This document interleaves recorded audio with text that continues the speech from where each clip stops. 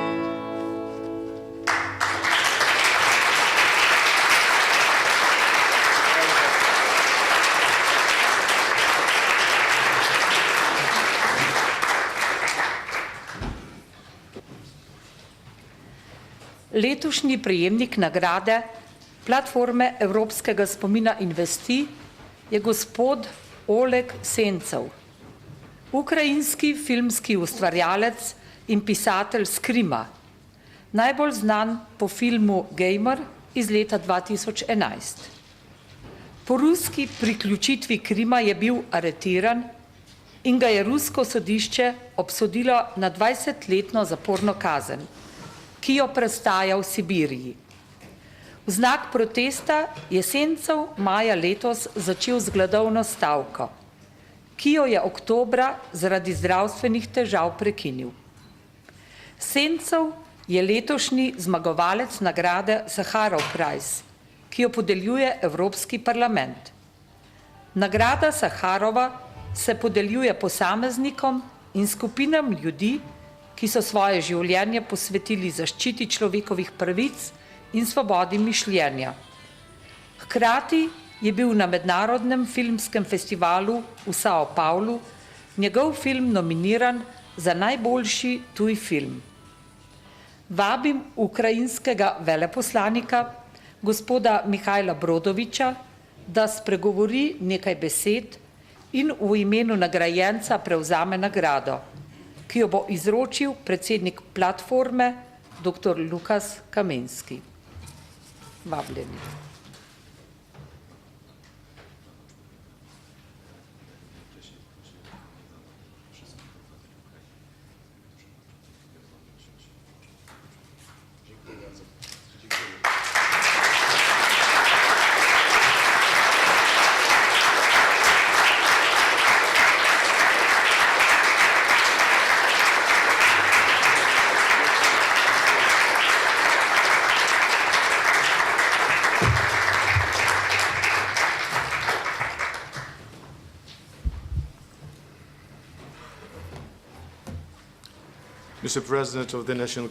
Spoštovani predsednik državnega sveta, gospod Kovšca, spoštovani gospod Janša, gospe in gospodje, dragi prijatelji in kolegi. Veliko čast mi je, da sem lahko tukaj, da sem lahko udeleženec tega zelo posebnega dogodka na podelitvi nagrade PEMC. Ob tej priložnosti rekam hvaležnost gospodu Lukašu Kaminskiju in tudi centru SNCR kot aktivni članici platforme in še posebej Andreji Valič-Zver.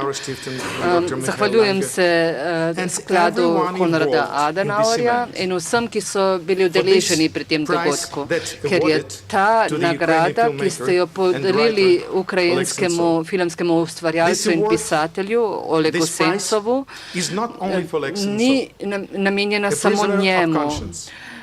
On je zapornik vesti, on je iskrena, nedolžna oseba, ki je bila aretirana samo zato, ker je zavrnil rusko okupacijo Krima. Ampak za več tisoč ukrajinskih zapornikov, kot je novinar Romašenko, kot je kmet Oleg Bauhov, ki je bil aretiran samo zato, ker je imel ukrajinsko zastavo obešeno nad hišo na Krimu. In še številni drugi so takšni primeri. Ta nagrada predstavlja priznanje in podporo vsem ukrajinskim političnim zapornikom, ljudem dobre volje, ki jih nezakonito zadržujejo v Ruski federaciji, zato ker se prizadevajo za neodvisno življenje.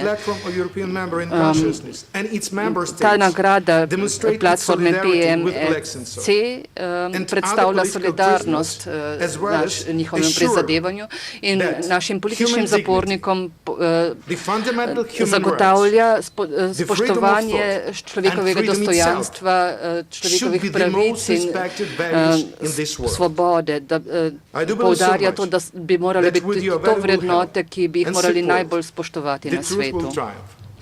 Prepričan sem, da bo resnica prevladala ob takšnih prizadevanjih in da bodo vsi politični zaporniki osvobojeni. Naj vas blagoslovi. Hvala lepa.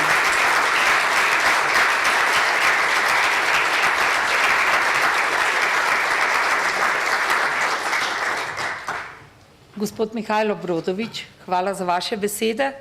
Sedaj pa vabim k besedi člana častnega odbora platforme Evropskega spomina in vesti, poslanca Državnega zbora Republike Slovenije, nekdanjega političnega zapornika, dvakratnega premierja slovenske vlade, ministra za obrambo v osamosvojitveni vojni in pomembnega voditelja slovenske pomladi, gospoda Janeza Janšo.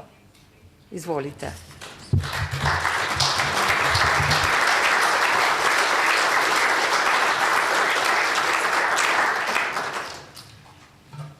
Spoštovani gospe in gospodje, ekscelence, spoštovani visoki mednarodni gostje, spoštovani predsednik Državnega sveta. Najprej naj se vam lepo zahvalim za priložnost, da vam lahko spregovorim na tem izjemnem dogodku in hkrati najprej čestitam Študijskemu centru za narodno spravo in dr. Andreji Valič-Zver ter vsem njenim sodelavcem za ogromno opravljeno delo v zadnjih 10 letih. Čestitke tudi za temo, ki je bila izbrana za to 10. obletnico. Praznujemo, spominjamo se 20 let, odkar je bila postavljena razstava Temna stran meseca, ki se je prvič, recimo na bolj znanstven način v osamosvojeni Sloveniji začela ukvarjati z nečem, za kar smo še pred 30 leti verjeli, da se bo uredilo samo po sebi in da se s tem pravzaprav ne bo treba ukvarjati, da bo normalnost prišla z svobodnimi volitvami, za samostojno državo, za približevanjem Slovenije Evropski uniji. Pred 20 leti je prvič prišlo do širšega spoznanja, da se to samo po sebi avtomatsko ne bo zgodilo, da bo spomin umrl, da bo pozaba zmagala nad spominom, prevladala nad spominom, če tega spomina ne bomo odkrivali, ga negovali in se borili za resnico. In če tukaj ponovimo rek, ki ga pripisuje ustanovitelju, enemu od očetov Evropske unije, Jeanu Monnetu, ki je izjavil takrat, ko so se postavljali temelji unije, tudi na ruševinah katastrofe druge svetovne vojne in vsega, kar je tej vojni sledilo. Nič se ne zgodi brez ljudi, nič ne traja brez institucij. Nothing happened without people and nothing lasts without institutions. Torej, to, kar je bilo zasejano z razstavo Temna stran meseca pred 20 leti, se je začelo porazgubljati in bi se porazgubilo, če ne bi pred 10 leti nastal Študijski center za narodno spravo, ki je združil to energijo in te sile spomina v boju za resnico. In izjemna dobra poteza je tudi kombinacija tega slovenskega spomina in obletnic z podelitvijo nagrade gospodu Oleku Sencovu strani Evropske platforme Spomina in vesti. Še nekaj časa nazaj z odločitvijo Evropskega parlamenta, da se gospodu Sencovu podeli nagrada Saharov. Kajti, gospod Sencov je po eni strani po osebni plati velika žrtev, deloma izgubljenega boja spomina s pozabo. Po drugi strani je pa simbol nekega časa, za katerega je Solženicin dejal, da to še ni nek nov čas. Govoril je namreč o situaciji v postsovjetski zvezi, po razpadu Sovjetske zveze v Rusiji, o času tako imenovane tranzicije.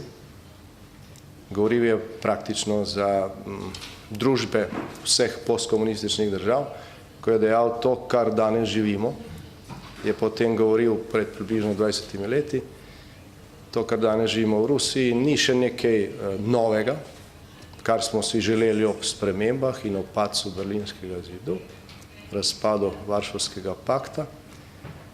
Ni pa več tudi tisto staro, kar je bilo prej, ampak je nek konglomerat, kjer se meša vse od prej in vse na novo.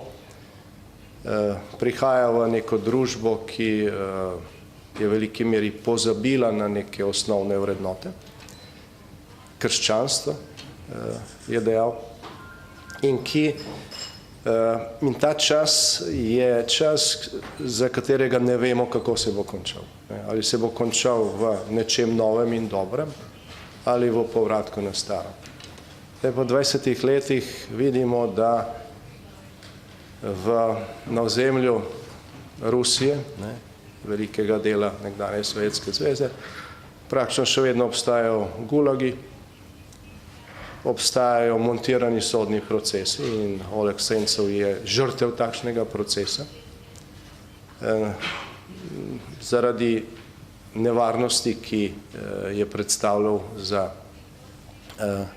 restauratorje nekdanjega časa in režima, pa tudi kot primer, ki je bil izbran za strah, za to, da se prestraši ostale, ki bi lahko povzdignili glas proti temu, kar se je zgodilo in kar ni prav. In lahko rečemo, da po 20 letih od te izjave Solženicina nekaj več in te razstave, ki smo imeli v Sloveniji o temni plati meseca, lahko ugotovimo, da še vedno živimo v nekem hibridnem času, kjer so mogoče nekatere stvari šle v smeri novega, boljšega, nekatere stvari so ostale enake, mnoge stvari pa so nažalost šle nazaj. Tako da danes recimo v Rusiji ni grobih stalinskih čist, kot so bile v 30., 40. ali pa 50. letih, ne je pa cenzura, montirani procesi, ni množičnih umorov, ne, so pa sofisticirani umori in poskusi umorov z mnogimi uboji novinarjev, demokratičnih aktivistov, ki nikoli niso bili raziskani, z uporabo novičuka, orožij tajnih služb za odstranjevanje političnih nasprotnikov tudi izven meja te države in predvsem, in to je daleč najbolj nevarno za naš kontinent in širše, z uresničevanjem tega, kar je gospod Putin na nek način nakazal že v času, ko je prevzemal vrhovno oblast v Rusiji, ko je v svojem prvem intervjuju dejal, da je razpad Sovjetske zveze največja geopolitična katastrofa 20. stoletja. Tisto, kar so mnogi narodi doživljali kot osvoboditev, kot priložnost za svobodo, za novo demokratično življenje, je gospod Putin označil za katastrofo.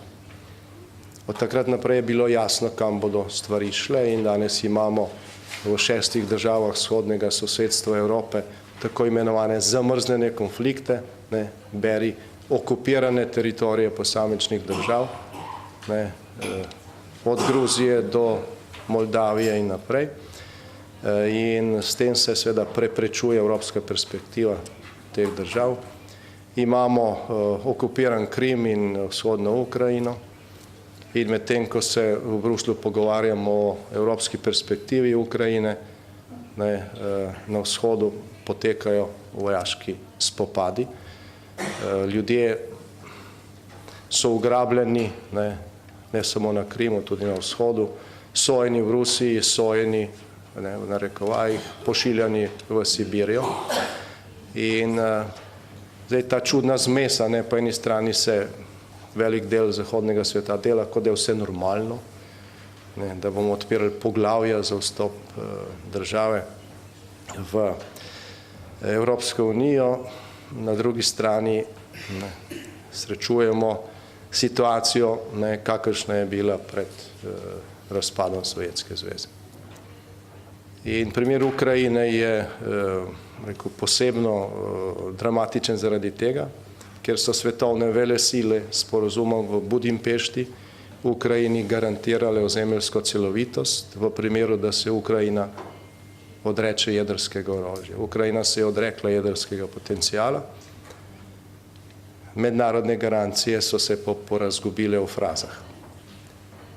Ne pomislite samo, kakšno sporočilo je bilo s tem dano Iranu, Severni Koreji ali drugim državam, ki so že ali pa še bodo prišle do jedrskega orožja, pa niso ravno demokratične in imajo v svojih, vodilne politične sile v teh državah imajo v svojih načrtih ne samo obrambo lastnih držav s pomočjo jedrskega potencijala, ampak tudi uničenje drugih držav. recimo Iran. In se s tem tudi javno grozi. Torej, z kršenjem sporazuma iz Budimpešte, ker je bila Ukrajina prva žrtev, je začel razpadati post-hladnovojni mednarodni red in zaradi tega je pač tudi osebna usoda gospoda Olega Sencova nekaj, kar naj pomaga buditi zavedanje o tem, v kakšnem času živimo. Zavedanje v neki situaciji, ki včasih spominja na Titanik, ko godba veselo igra, ladja pa pluje proti ledeni gori. In še potem, ko se že zaletiš, glasba še vedno igra. Veliko naporov se zadnje čase vlaga v to, da se zbudimo in da se ladja usmeri stran od usodnega trka in tudi si takšni dogodki, bujanje spomina in seveda pomoč tistim, ki so neposredne žrtve vsega tega časa, pomaga k temu. Moram pa reči žal, da glede osebne usode moram reči to, da najbolj v tej dvorani nikogar, ki si lahko predstavlja, kaj pomeni 30-letna zaporna kazen za nekoga, ki je popolnoma nedolžen v Gulagu, v Sibiriji, kaj to pomeni za njegovo družino in za vse tiste, ki upajo, da ne bodo nikoli več, da ne bodo izpostavljeni enaki nevarnosti, kot je bil on. Torej, težko si je to predstavljati in seveda tudi z tega vidika v smislu osebne moralne podpore gospodu Sencovu so takšno dejanje nekaj, kar človeku pomaga preživeti v težkih časih. Dovolite mi, da 2 minuti posvetim še temni plati meseca v Sloveniji. O usodi gospoda Sencova v slovenskih osrednjih medijih praktično se od leta 2014 ni bilo možno prebrati skoraj nič. Tudi zdaj, ko je dobil nagrado Saharov od Evropskega parlamenta, mislim, da v nobenem osrednjem slovenskem mediju ni bilo nekega prispevka, kjer bi se sploh povedalo, zakaj se gre. Ker je to nevarno, ker bi nekdo vlekel pač paralele tudi s tem, kar se ali pa se je še v bližnji preteklosti dogajalo v Sloveniji.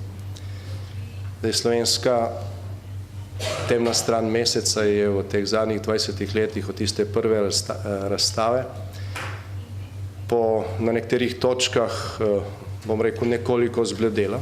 Včeraj je dr. Lovro Šturm navajal podatke, koliko ljudem so bile popravljene, težko bi jaz temu rekel, da so bile popravljene krivice, so pa bile vsaj priznane krivice. Zdaj še bistveno več jih je v tem času umrlo in sploh niso prišli do rehabilitacije, koliko je bilo razveljavljenih sodb, koliko je bilo odločitev komisije za popravo krivic, kakšna zakonodaja je bila v tem času sprejeta. To so bili koraki naprej in tista razstava pred 20 leti je te korake vzpodbudila. Večina zakonodaje, ki je to omogočila, ukvarjanje z popravo krivic, je bila sprejeta potem šele.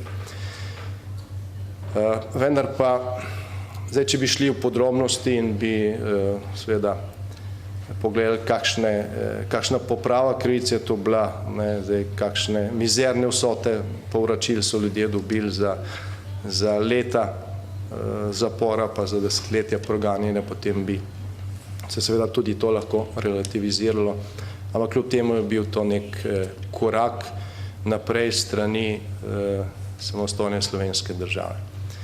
Po drugi strani pa je ta stran meseca v Sloveniji v teh 20 letih tudi temnela.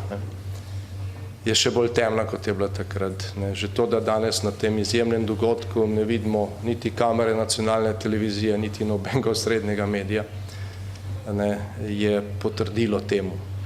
Malo je takšnih dogodkov v Sloveniji, kakršen je tale, pa to za osrednje slovenske medije, ki pokrivajo 90% slovenske javnosti, to dogodek ni. Tudi mnoge druge aktivnosti Centra za narodno spravo v tem času za te osrednje medije niso bili dogodki, ki bi jih veljalo pokriti, ali pa so to bila zgolj, bom rekel, taka pavšalna sporočila in informacije. Tudi proslave ob Evropskem dnevu spomina in vesti, vsako leto avgusta, so, čeprav je to uradni praznik, tako rekoč, tudi razglašen v času naše vlade, vsakoletne proslave so praktično zgolj na ramenih Študijskega centra za narodno spravo. Državna oblast to nekje skuša ignorirati. Nekajkrat smo predlagali, da bi tudi slovenski parlament sprejel podobno resolucijo, kot je sprejel Evropski parlament, pa so bili vedno prekratki za nekaj glasov. Celotna tako imenovana levo-liberalna stran je glasovala proti. Enako se je zgodilo recimo z resolucijo Sveta Evrope o razgradnji dediščine bivših totalitarnih režimov 1096. Nekajkrat je slovenski parlament glasoval o tem, da se podpre točno taka resolucija, za katero je cela slovenska delegacija v Strasbourgu glasovala, pa nikoli ni šlo skozi. Da ne govorim o tem, da kakršnakoli ilustracijska ali podobna zakonodaja v Sloveniji ni bila sprejeta. Edini del, ki je bil sprejet, Zakon o sodniški službi, se pa ne spoštuje. Tako da slovensko vrhovno sodišče je v glavnem sestavljeno iz ljudi, ki so bistveno kršili človekove pravice v bivšem režimu, čeprav Zakon o sodniški službi pravi, da takšni ne bi smeli imeti trajnega mandata. Ampak se to enostavno ne izvaja. Tako da Slovenija je žal v podobni situaciji, kakršno je opisal Solženicin. Ne delimo usodo večine postkomunističnih držav. Pri mnogih stvareh smo, za razliko od tega, kar je neka splošna percepcija v Evropi in v svetu, mogoče celo nižji. Mogoče smo naredili nekaj korakov dlje, kot do drug, marsikje pa smo še precej zadaj. Tudi za razliko od pričakovanj pred 20 leti, da bo odkrivanje resnice o preteklosti enako obravnava vseh totalitarizmov, fašizma, nacionalnega in internacionalnega socializma. Slovenci smo bili žrtev vseh, da bo prišlo do nekega splošnega nacionalnega soglasja, da je zločin, ne glede na to, kdo ga povzroči. Žal do tega ni prišlo. Še vedno se skuša nekatere zločine še po 1001 obsoditi, druge pa opravičevati. In še posebej v zadnjem času je ta diskurs v Sloveniji žal prišel zelo daleč, tako da tudi predstavniki uradnih oblasti včasih uporabljajo govorico, kakršna je bila v Sloveniji v uporabi v tistih najtrših časih po komunistični revoluciji, v času koncentracijskih taborišč in montiranih procesov. Tudi dejavnost, kakršna je dejavnost Centra za narodno spravo, se včasih označuje za malodane nesovražno dejavnost, čez brskate po zemlji, premetavate kosti, s tem se ne splača ukvarjati, posvetimo se prihodnosti. Vsi pa vemo, kakšna je prihodnost brez spomina, brez kritične obravnave preteklosti. Torej čaka nas še veliko dela. Izjemno me veseli, da je podobna aktivnost, kot je aktivnost Študijskega centra za narodno spravo, zdaj že organizirana mrežna aktivnost Evropske platforme spomina in vesti. izjemna hvala gospodu Kaminskemu in vsem njegovim sodelavcem, tudi fundaciji Konrada Adenauerja, gospodu Langeju za to podporo. Marsičesa ne bilo možno organizirati brez tega sodelovanja. Vsem ostalim, ki delate na boju za prevlado spomina nad pozabo in za zmago resnice širom po Evropi, kajti samo z nekimi skupnimi napori je možno stvari premakniti naprej. Well, last but not least, I wish all our international guests to use this opportunity when you are in Slovenia and while we are discussing the dark side of the moon, to be able to enjoy and to discover also the bright side of Slovenia and to stay here as long as possible. Thank you very much.